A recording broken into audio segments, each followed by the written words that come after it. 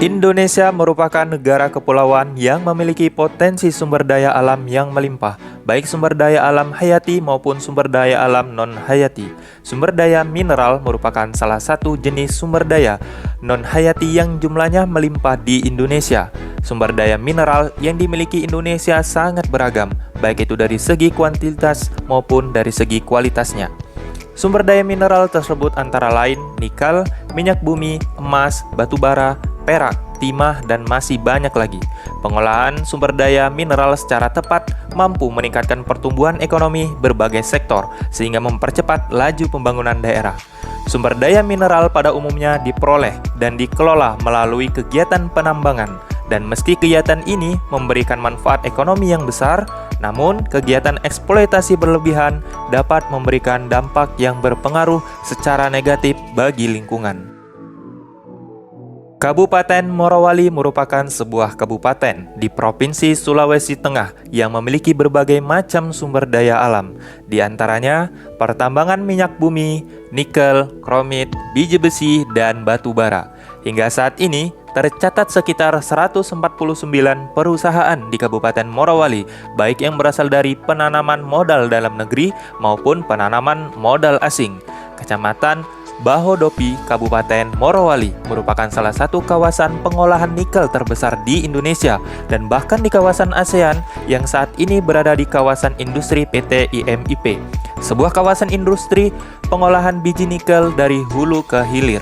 Dari penambangan biji nikel hingga pada produksi baterai litium untuk kendaraan mobil listrik.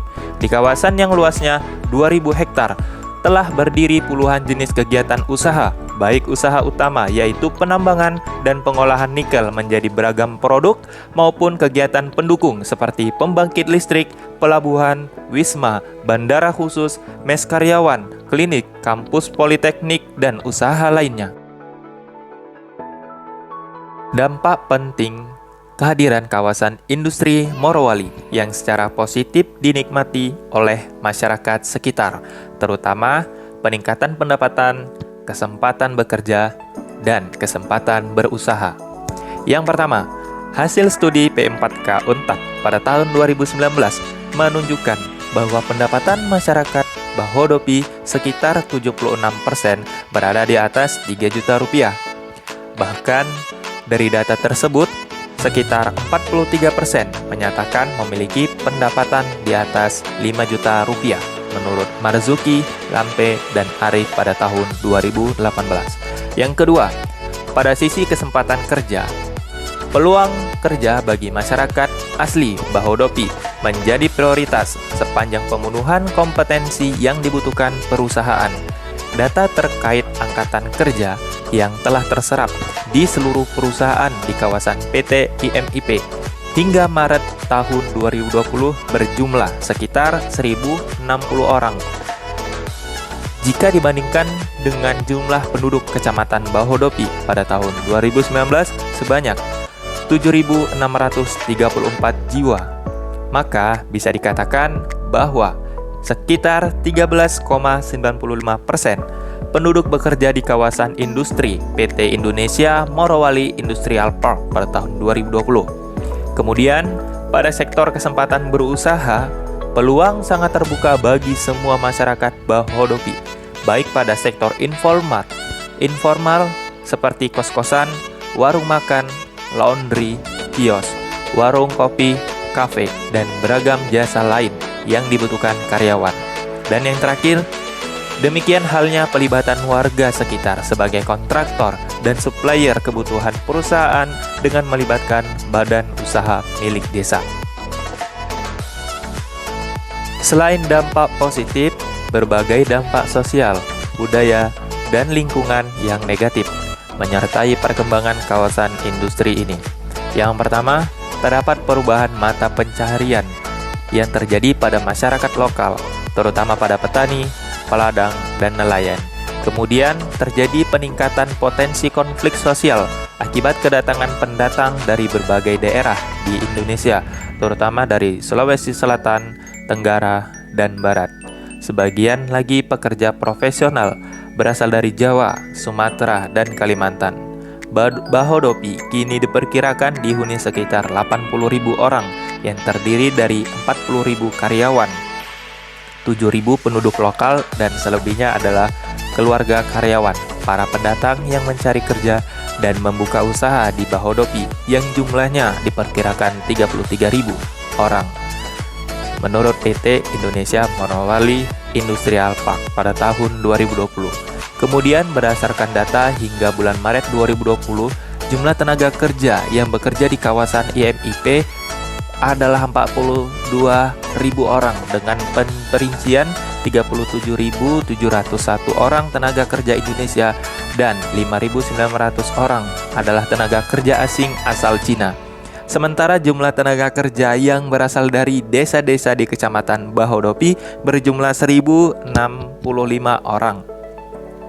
Kemudian isu lain yang menyelimuti perkembangan PT IMIP adalah persoalan tenaga kerja, baik tenaga kerja lokal maupun tenaga kerja asing, serta masalah rekrutmen tenaga kerja dan kesenjangan dalam penentuan gaji antara pekerja lokal dengan pekerja asing.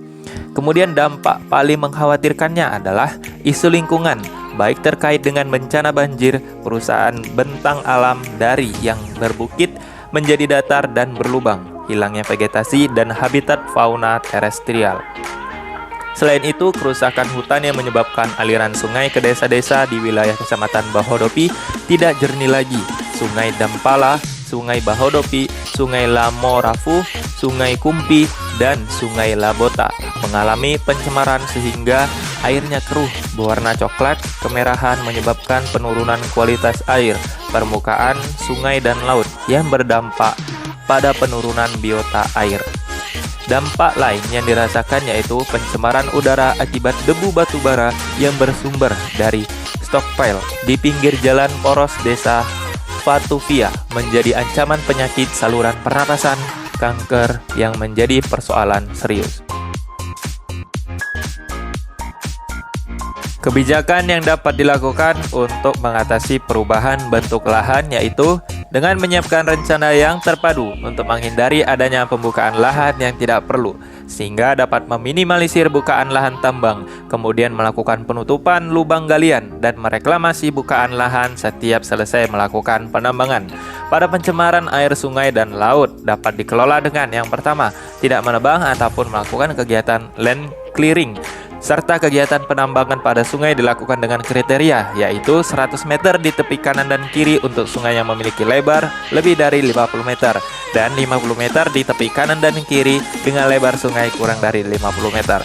Yang kedua, sempadan pantai, yaitu 100 meter dari tepi pantai pada saat air pasang tertinggi, daerah mata air dan danau, yaitu radius 200 meter, dan daerah perlindungan lainnya sesuai peraturan yang berlaku. Ketiga, membuat kolam pengendap dan memaksimalkan fungsi kolam pengendapan.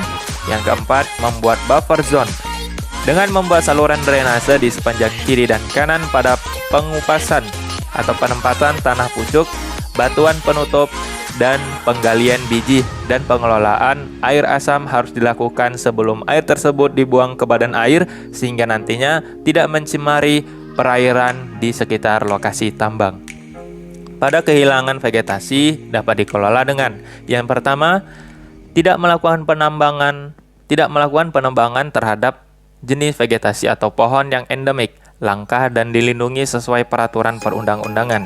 Yang kedua, membuat buffer zone atau daerah penyangga pada lokasi tapak proyek yang berbatasan dengan kawasan hutan, tidak boleh menebang, melakukan land clearing atau pembukaan lahan dan aktivitas lainnya pada radius 200 meter dari kawasan hutan. Yang ketiga, melakukan kegiatan penataan lahan untuk selanjutnya dilakukan revegetasi pada lokasi bekas penambangan dan sarana pendukungnya, serta lahan yang masih terbuka dengan menggunakan tanaman penutup atau cover crops, jenis-jenis tanaman cepat tumbuh atau fast growing plant species, dan jenis-jenis lain tanaman lokal dan non-lokal. Yang keempat, lokasi sosial konflik terjadinya dapat dikelola dengan yang pertama, melakukan sosialisasi secara intensif dan transparan kepada masyarakat desa yang masuk dalam wilayah lingkar tambang, menerima saran dan aspirasi masyarakat serta mengakomodir kepentingan masyarakat yang relevan.